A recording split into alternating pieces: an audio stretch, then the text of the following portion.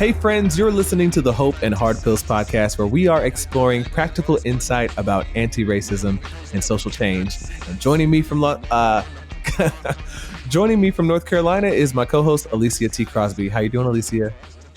I am doing great today. Hi, y'all. I am super excited about today's show. Yeah, I'm excited too. Today on the show, we have Damon Young, who is an author and writer. He writes for VerySmartBrothas and The Root, I believe. Damon is one of my favorite writers because his writing is so witty and so funny. I love what he's doing with humor and talking about his own experience as a Black man and talking about Black issues. What are you excited about, Alicia? The fact that we were able to get Damon in the first place. So I have long followed Damon's work over at VerySmartBrothas. He and Panama Jackson, who is his ace, his right hand over there, they are brilliant and witty and are able to speak about like really challenging things that are happening in the world, but in a way that still leverages humor. And that's something that you're definitely going to hear come out in this interview today. Damon is hilarious, but is also profoundly brilliant and insightful. And I have just personally been really, really grateful for his gift to the world in his writing. Yeah, so people don't know that you and I were supposed to be doing this interview together, but we had technical difficulties that day. And so it ended up just being he and I. Yeah. And the conversation just went a completely different way than I thought it would go, but like in a really great way. Like I love actually what we were able to get into. Yeah, absolutely. I mean, I appreciated hearing where you were able to go. I was so sad, y'all. Let me tell you, I had all of the internet issues that day. And when I tell you I was cussing at the sky and fight in the air because I didn't get a chance to partake in this interview. But I think that Andre and Damon got into some really good territory this week. I mean, we're talking about, they talked about toxic masculinity. They talked about the flattening of identity. Oh God, there's just so many things that were rich about this episode. I'm trying to think if there's like anything else that I need to like set you guys up for, or do I just let you be surprised? Well, why don't we just go ahead and let them hear? Without further ado, here is our conversation with Damon Young. No, it doesn't have to be.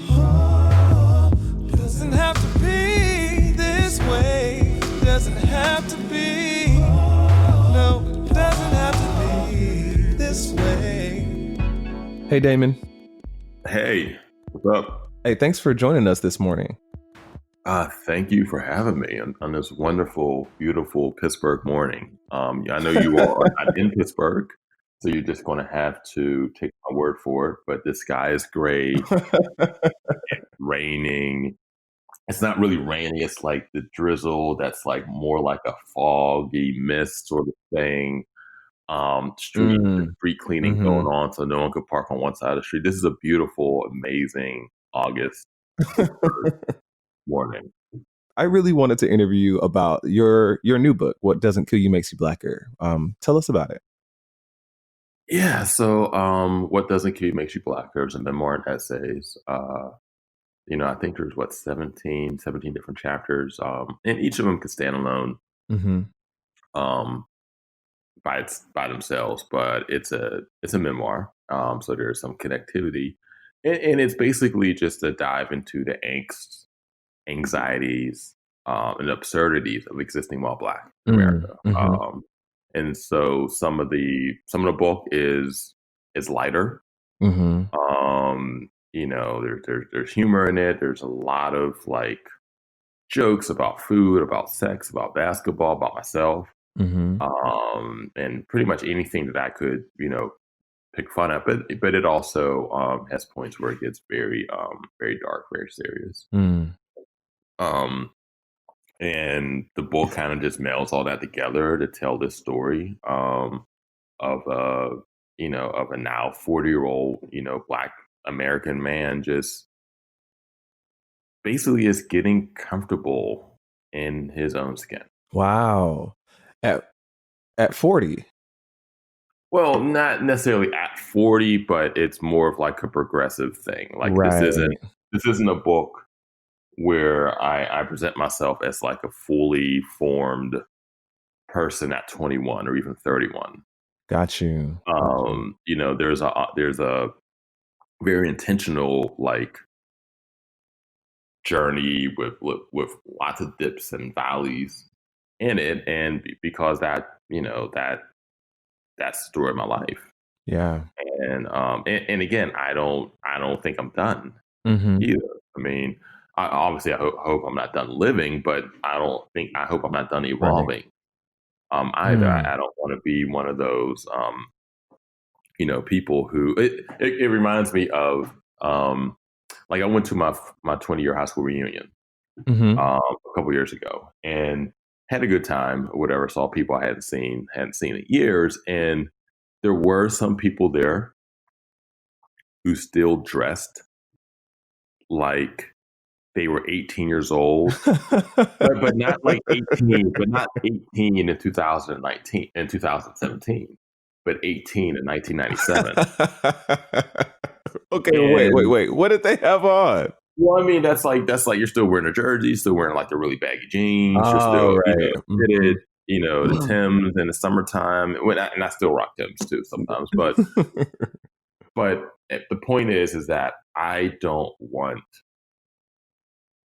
to stay stagnant like that in terms of and clothes are just a very superficial example of that, but in terms of like my politics or my sensibilities Mm. or how I view myself or how I interact with the world, like I don't want to be one of those people who just stopped at 2005 Mm. or who just stopped Right. 2009, and like whichever politic you believed in, whichever whatever progressive, however, whichever way society has progressed to that point, that's when you just stop. Mm. Then your politics haven't evolved, the way you interact with people haven't evolved, the way you see yourself hasn't evolved. And again, I just now at the same time, I don't want to be a person who is changing, doing 180s every year. Right. Um, Yeah. So you have, what you've learned over the course of your life, and you just take bits and pieces as you go, and I think that's the best sort of evolution. Yeah. Yeah. While you're talking about identity and evolution, I wonder about how that has been for you in relating to your own Blackness. Like, have you always felt like, I guess, woke? You know how people would say it. I mean, I don't even know if you consider yourself that way. But yeah, what has that journey been like for you in your life? What has been a struggle, Mm-hmm. and I talk about this in the book, is the intersection of Blackness and maleness and masculinity and hyper and a sort of hyper heterosexuality that Black males, particularly Black males who are athletes, Uh-huh. are supposed to possess Interesting. or supposed to act out. Mm-hmm. And so I played basketball in high school and went to college on a basketball scholarship. So I was a pretty popular and pretty well known basketball player when I was younger. Mm-hmm. And with that comes certain expectations of the type of person you're supposed to be. Hmm. How many girlfriends you're supposed to have, how many women you're supposed to sleep with, how you're supposed to just treat women, and also how you're just supposed to interact with the world. And that was never really me, like in terms of that expectation. Interesting. But there were times when I filled the gap between my reality and that expectation with performance. Yeah, for sure. And when I talked earlier about getting comfortable in my own skin and that journey, it really ties into that idea of performance, of just recognizing that the performance was happening, and also just being at a place where it's like, I just don't feel the same need to perform. Got you.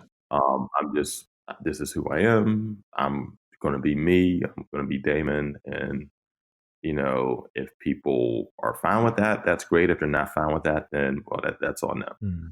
And again, and even as I say that though, and even as I recognize that performance and how essential patriarchy is to man making, Wow. Yeah, for sure. I still have investments in that.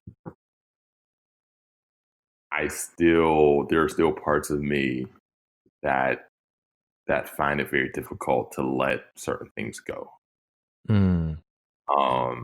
And again, when I was speaking about that evolution, that's a part of that Right.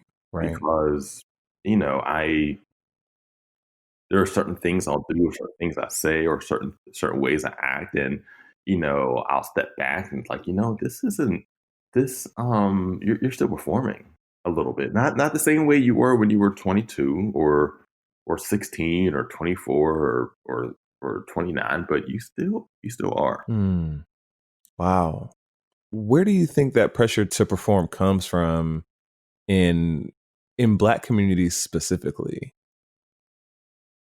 Well, I mean, it's a combination Uh-huh. of things. I mean, first, you definitely have the socialization aspect of it, Right. where and you can't discount, as I mentioned earlier, just the prominence and the impact and influence of patriarchy, Mm-hmm. of just believing that if you're a man, then men are supposed to act a certain way, and if you're a black man, then that just exaggerates Mm. all of the perceived notions of masculinity. It takes them. It's almost like you take you take a glass of ginger ale, and then you add a pill of Alka-Seltzer to it, and just watch it bubble. And yeah, and so all of those things come together, and also too. I mean, I think that when you're a young kid, Mm-hmm. and you observe and you watch and you see the sorts of men who are the most popular or are considered to be the leaders, considered to be the most dominant, and it doesn't always there's this idea that young Black kids, they look at athletes and they look at they look at the athletes, they look at the entertainers as like, or the drug dealers as like the only people who are who you're supposed to aspire to, Mm. supposed to aspire to be. And that isn't Yeah. true, or that's an incomplete truth. But I think a fuller truth is that what young kids see are the men who are really dominant, Mm-hmm. or the men who have a lot of girls and have a lot of girls interested in them. Yeah. Or maybe not just a lot of girls interested in them, but have a lot of options, Yeah. romantically. Mm-hmm. And that's and that right there is what's aspired to. That right there is what is like the the gold benchmark. Mm. Um, and again, we could talk all day about just how the myriad factors that lead to that sort of Yeah, construction for sure. of of maleness, of Black maleness, of Black masculinity, of heterosexuality. Mm. Yeah.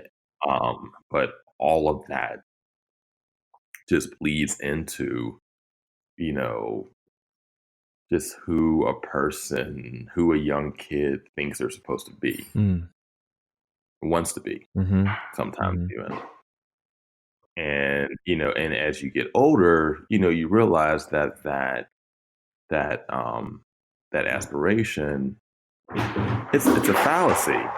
Mm-hmm. But even as you recognize, the inconsistencies and I don't know, just the falseness Mm. of it, there are still parts of you that can still inspire, still play along Yeah, with still play along with this game. for sure. Absolutely. Yeah. Was there like a catalytic moment for you to kind of start that journey away from that type of performance? Not really.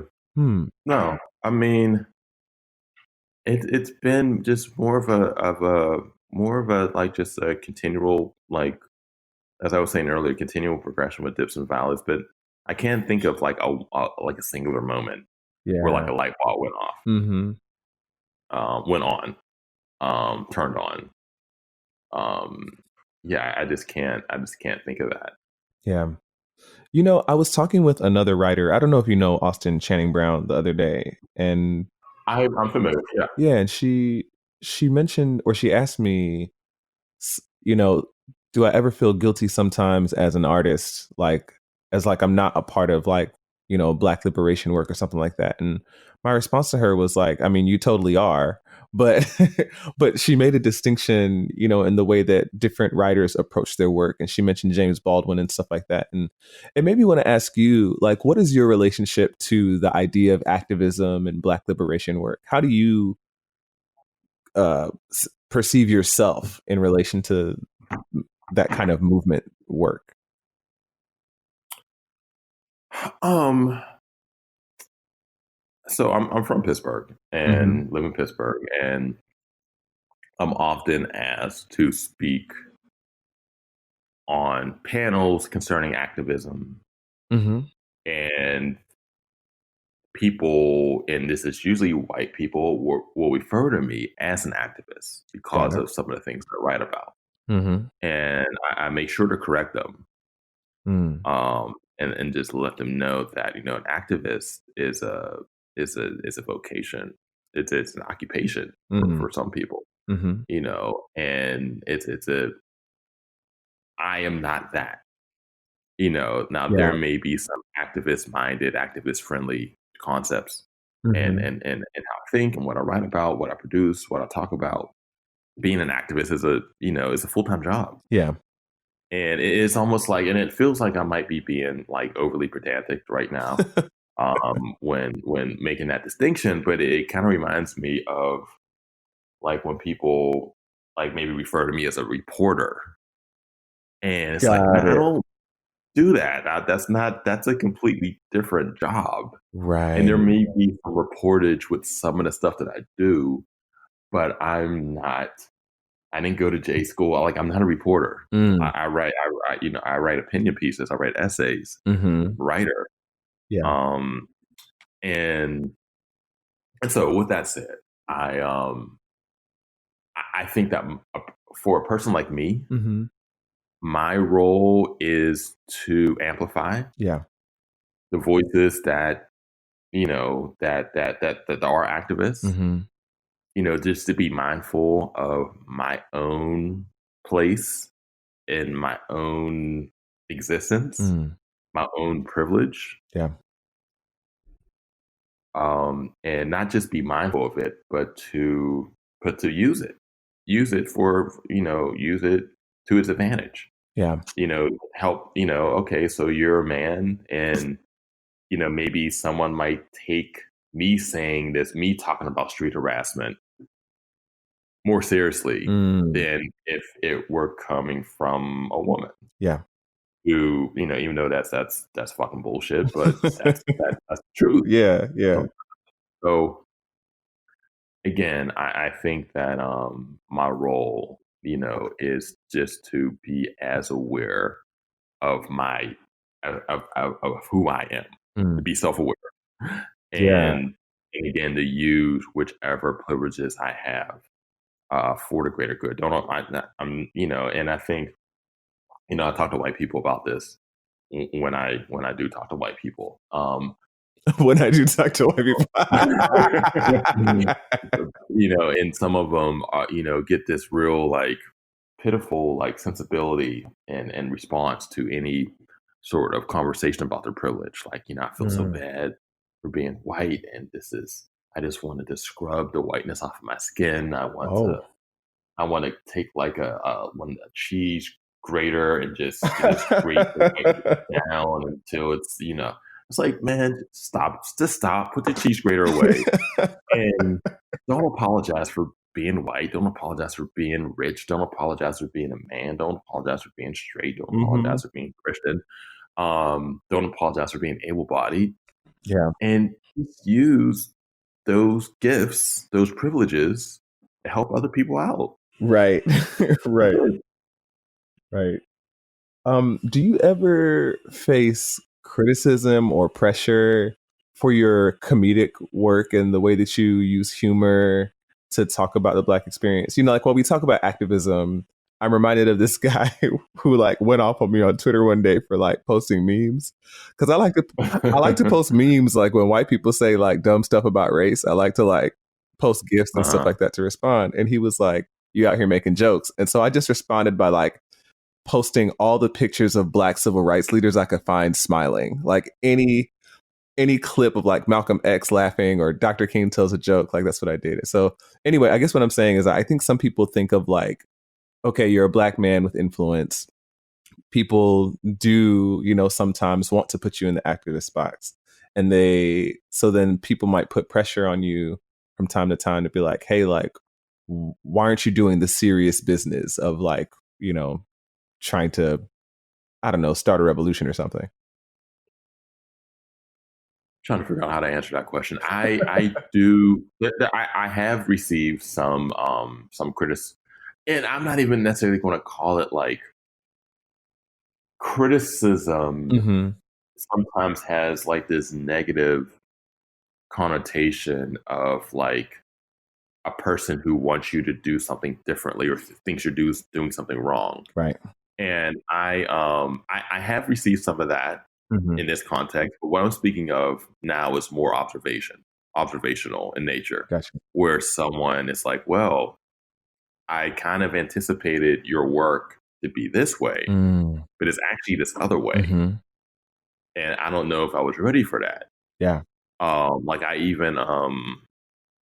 even received some of that from the book, where I've read some reviews, and I've even spoken to people who were surprised and even maybe even taken aback a bit by the amount of humor in the book. And they were, and like I actually one review where a person even admitted to like laughing out loud at some of the stuff in the book, but actually preferred that the book didn't have as much of it.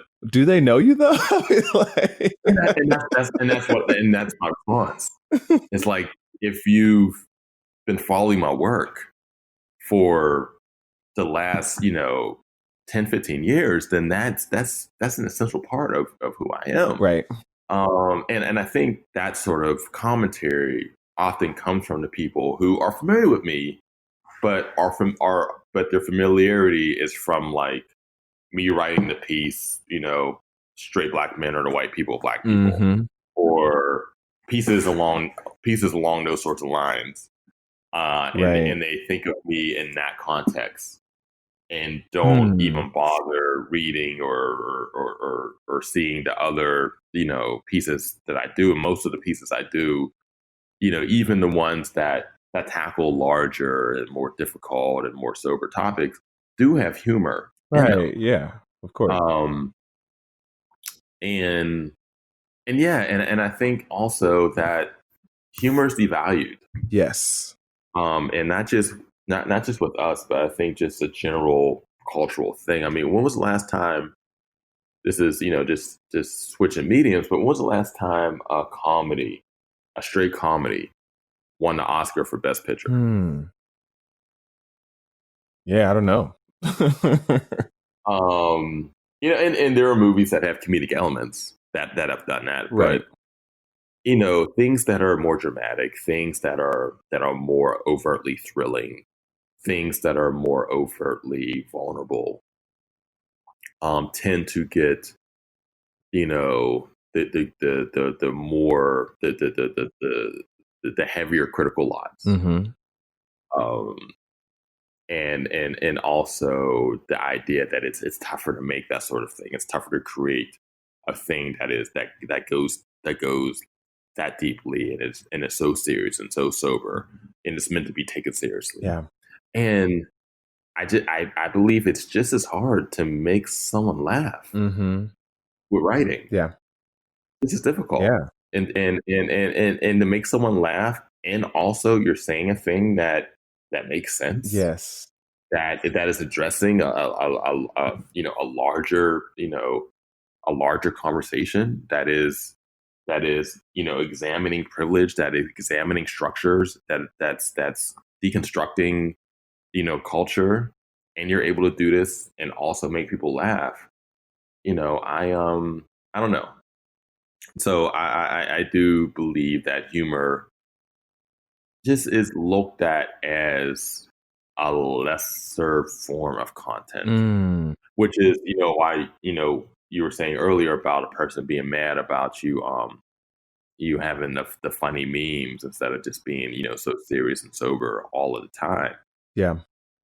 I think that there's also a value. There's also a political value in humor. Like humor is a valuable form of resistance. Absolutely. And being able to articulate things in a way that examines systems, being able to make fun of the people in power, to create satire, to parody them. Yeah. All of that is necessary. All of that it's extremely valuable. Yeah. Could you talk more about it being necessary? I think that's such an interesting way to phrase it. And I just want to dig down in there. What are you thinking when you say necessary? Well, I think that, when all right, so how, the poor pig, I mean, every part of the pig is eaten. Like there's no part of the pig that this goes, that is just thrown away. I mean, they're in their skin, their feet, their noses, their intestines, like every part. And this is a very awkward analogy that I'm not sure is even going to work. But let's do it. Let's go. But I believe that if we want to like fight and resist and transform, then we need to use all parts of ourselves. Got it. To do that. And now there are people who maybe don't have the same comedic chops and or maybe people who believe that the way for them to fight or the way for them to resist, just needs to be more sober. It needs to be serious all the time. It needs to be kind of centered in outrage. Yeah. That's fine if that's who you are. Right. But for a person like me and person like you and I guess other people, we can't turn off that humor faucet, because that's where a lot of the most valuable and the most powerful critiques spring from. Right. And for me to not be funny, that's just it's almost like I'm going to age myself, but one of my favorite games with Nintendo is Contra, and you had all these different weapons, and it's like me not being able to use humor. It's like me not being able to use like 3 of my favorite weapons. Yeah. I love what you're saying about how there's this political value in humor, and it makes me think of what's going on in comedy right now. Like these specials like Hannah Gatsby's Nanette or Hassan Minhaj. I can't remember what the name of his Netflix special was, but like I just imagine like if Hassan Minhaj had made like a really serious documentary about growing up in a Muslim family, there'd be an audience for it, but it probably wouldn't have been the same audience or as wide. It's like a way that we're able to engage politically without becoming completely exhausted, and I really appreciate that. And I thought about this other I don't know if you watched Last Week Tonight, but okay, so the whole piece they just recently did on the authoritarian president, I can't remember his name. It's such a long, I almost said funny, but that is like super like I didn't see the most recent episode. I didn't see the most recent one. No. So I can't remember exactly where he is, but he was just showing like this authoritarian leader that like there was like a meeting he had, I guess, with a bunch of diplomats, and he brought in like a gold bar, like what you would be weightlifting with, but there were no weights on it, and he just lifted it up and everybody clapped, like forced applause kind of deal. And it's like, this is the way that a lot of oppressive regimes and systems work. It's like one of the things that they want to crush is joy and humor. Like they don't want people to laugh, especially not at the leader.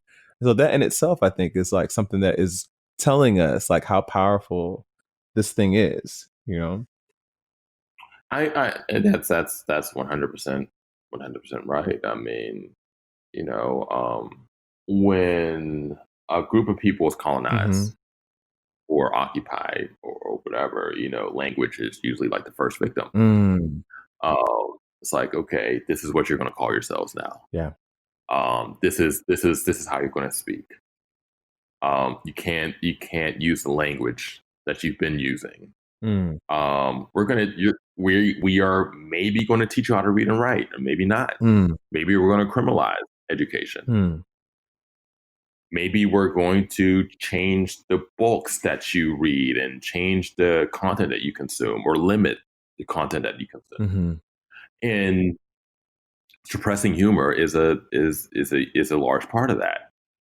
And suppressing joy and just suppressing the ability to, I don't know, to assess and to critically assess and articulate those critical assessments out loud.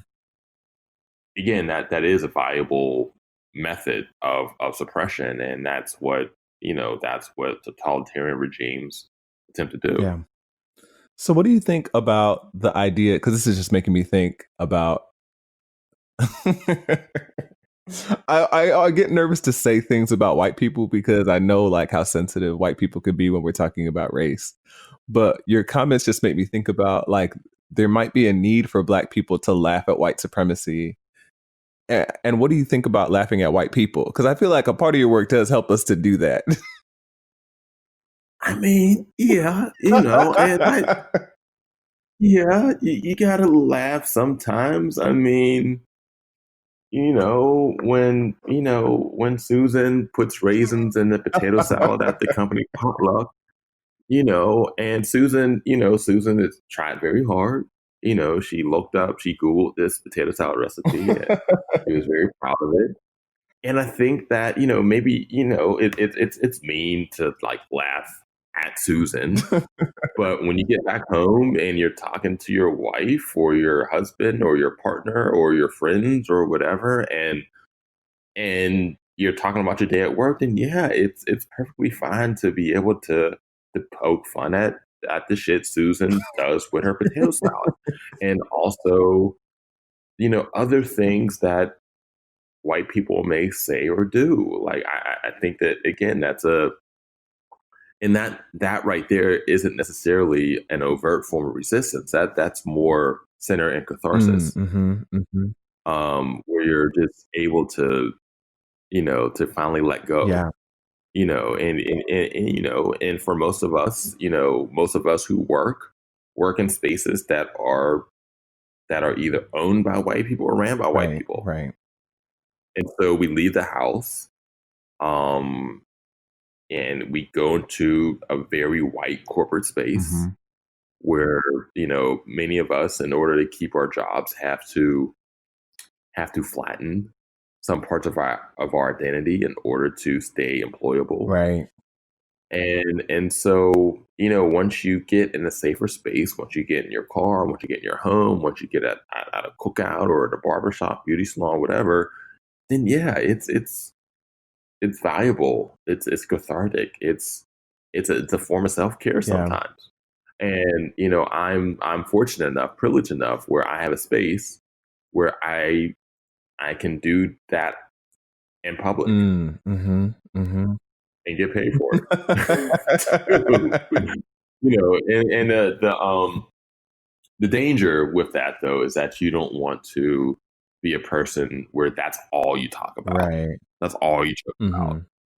That's all, like your whole sensibility is centered around picking fun at what white people do or don't do. And there's just a lot more to life than that. Yeah.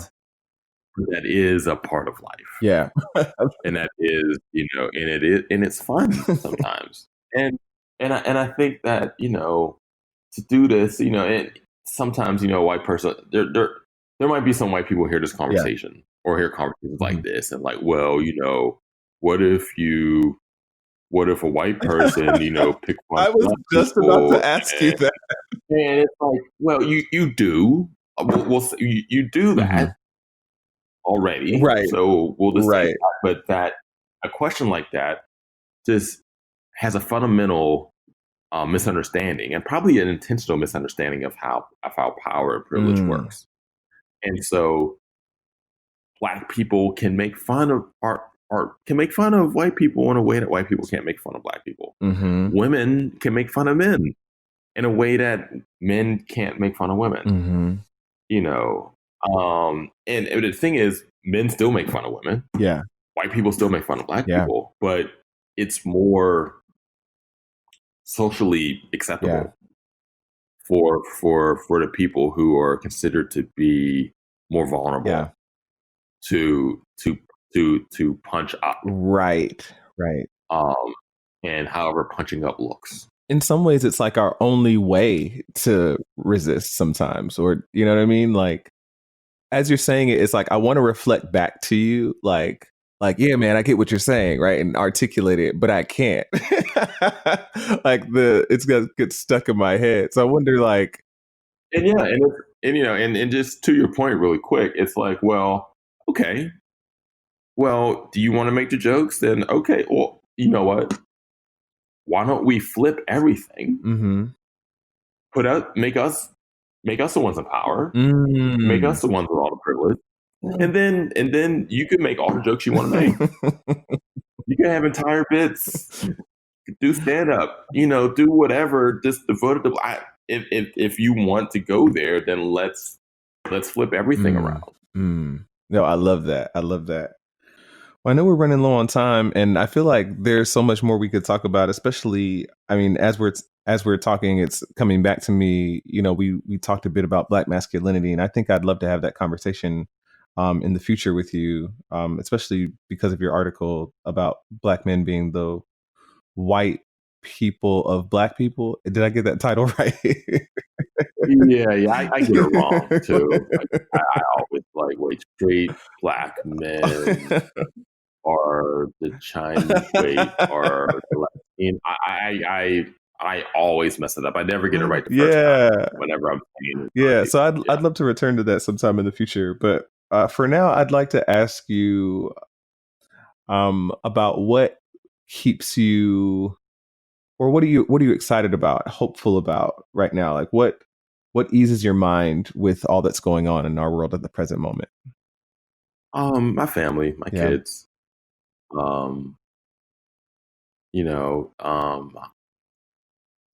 my friends and family, and also, having the privilege to be able to create.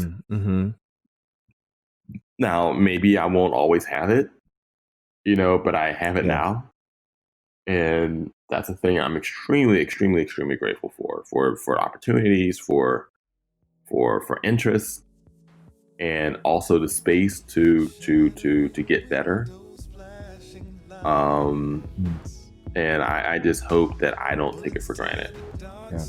Well, thanks again so much for being on the show, Damon. It was such a pleasure getting to know you a bit and to talk about your work. I look forward to talking in the future. Oh, no doubt. Thanks for having me. No, it doesn't have to be. Doesn't have to be this way. Doesn't have to be. No, it doesn't have to be this way. Oh my gosh, Dre, that was great. But circling back to the bit that you were saying about humor, I really dug that bit too. Specifically because yes, Damon definitely mentioned racial discourse and how that power needed to be inverted, but he talked about gender too. And I think it's an important thing for us to think about. Whenever there's a culture or an identity that's held in a place where people are privileged, there is something good and necessary of people who've been maligned and marginalized, being able to laugh. We need laughter, we need humor, we need sarcasm, we need to respond to the oppression with something other than constant anger. I mean, I think anger has its place, rage has its place for sure. But sometimes laughing laughing at, laughing alongside, but also just laughing at people is necessary. Like it's like releasing, like, what do you call it? It's like turning a valve, and like to let off some of that steam. Like Yes. you've just gotta laugh because shit is really difficult sometimes. Yeah. And so right now what's playing in my head are these images of Black people, over a century ago doing the Lindy Hop, and they invented the Lindy Hop to make fun of how white people dance. Are you serious? I did not know that. I did not know that. Yes. Oh, we're everything. There is something that is self-preserving about being able to respond to an anti-Black world in that way, to laugh at it. And so I think there's so much power in it. Absolutely. I mean, what I love is Damon made this statement that really popped at me because it was looking at humor as being part of a whole. And he made this really interesting analogy around a pig and what it meant to use all its parts. But he said, if we want to fight and resist and transform, we have to use all parts of ourselves. And so, humor for some people is a really easy thing to access. But I'm interested in knowing from you, Dre, and from you listeners, what parts of yourself are easy to access and leverage in movement work?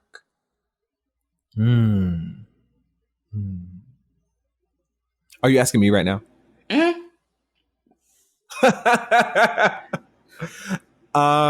Okay, so one thing about me is that I've always had a smart mouth and I've always been a witty person.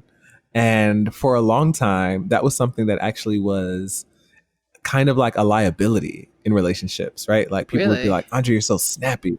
Yeah, you're so snappy and you're so sarcastic and da da da da da.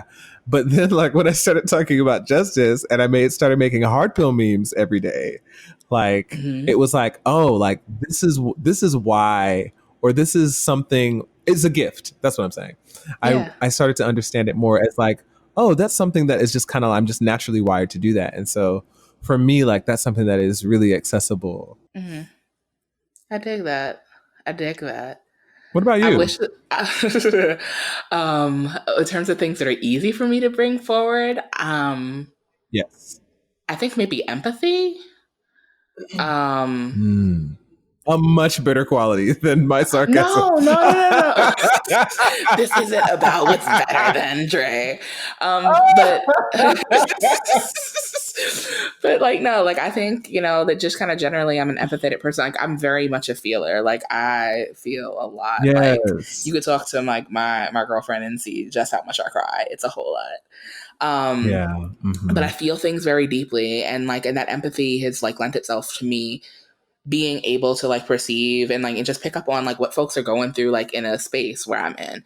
So I'm very attentive to things like body language and nonverbals, as well as what is said and the ways in which it's said, in order to help make space more welcoming and more inclusive and equitable for people. I mean, it's what I do for a living.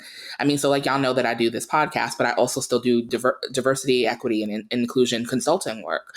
And that empathy that that I have a whole lot of helps me do that work. I think maybe, more effectively than I would if I didn't have that gift. Yeah. But I think at the same time, when we talk about things that are easy for us to access, there are also some things that are more challenging for us to bring forward. So Dre, I will pose this to the listeners, but also to you to answer right now. Okay. What parts of yourself, what parts of your personality are more challenging to bring forward in movement work? So sarcasm is easy, but what parts of you that are more challenging to let show up? Oh, that is a really great question. I think I need to think some more about that. That's reflection time kind of thing. What parts are harder for me to bring forward? Or maybe that you have to suppress. We can also throw that spin on it.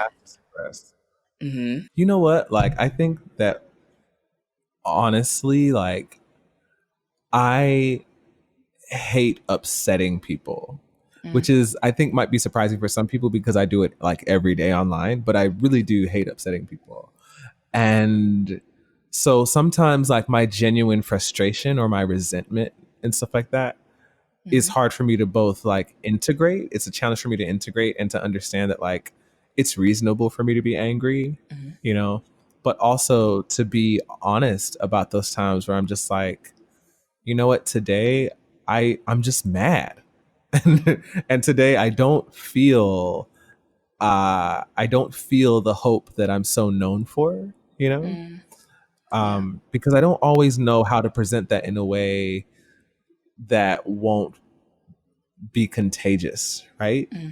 Yeah. I don't want for someone to feel like, well, if Andre's not feeling hopeful, then how can I right now? You know, which is not a fair burden to put on oneself, but I think that that is a message about leadership that a lot of us have gotten as we've grown. And so sometimes it is difficult for me to just be like, sometimes I'm an angry Black man, you know? And to feel comfortable being angry and to know that it's reasonable for me to be angry is difficult. Yeah. That resonates. I mean, I think that I would say that's also challenging for me to bring to my work. Not so much, you know, the not having hope, because I try to be really honest in like in my work and my writing and my speaking about like the things that I struggle with.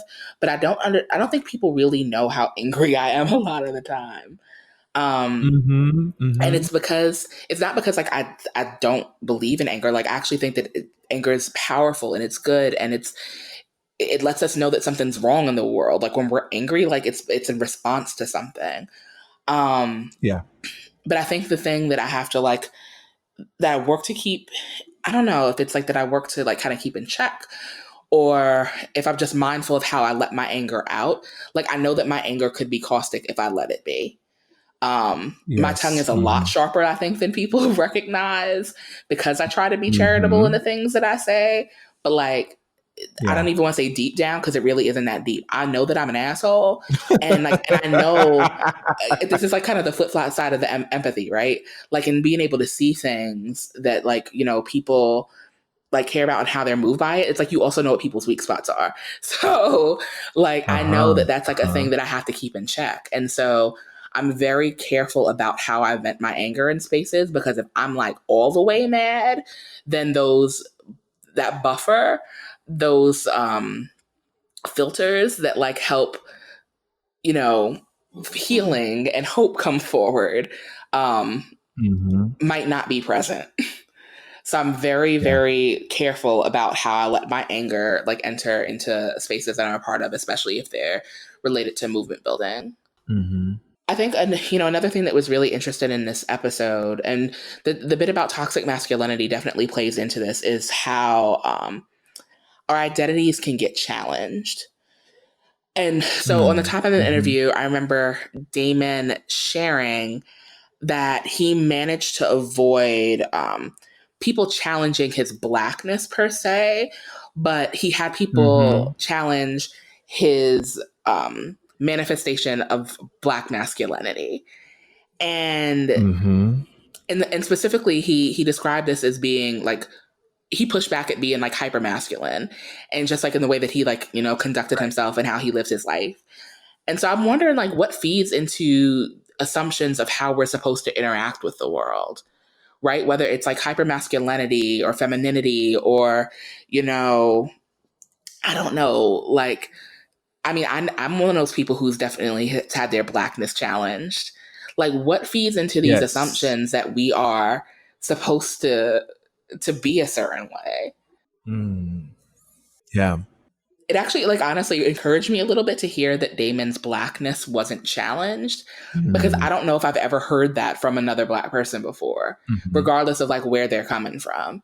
I remember a couple of years ago, having been in I think I was like at a conference or something like that, and we get broken off into racial caucus spaces. And I remember one of the things that stood out most for me in that convening is that every single one of us who identified as Black, regardless of where we came from in the world, you know, where we came from in the country, all of us have had our Blackness challenged. Yes.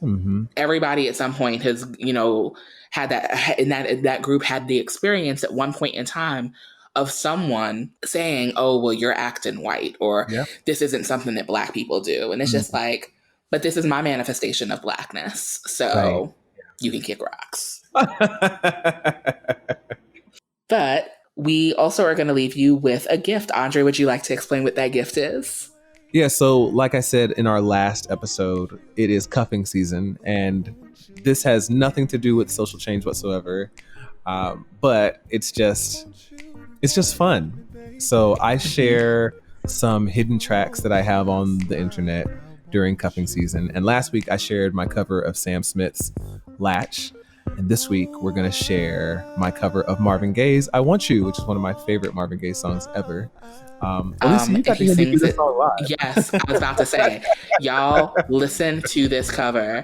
Like, I heard Andre sing this live, and let me just tell you, I didn't know what to do with my life afterwards. So you're going to be better for this. So again, we're so grateful to have you guys listen to the show. I hope that you enjoyed this song, and then Ross will tell you about how you can keep in touch and all that kind of stuff after we play a little sample for you. Y'all have a good one. Take care. Somehow, baby, I want you the right way, baby.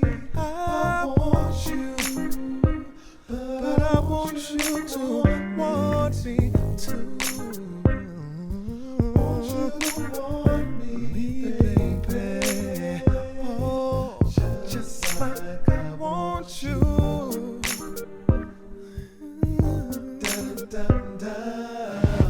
This one-way love is just a fantasy, darling.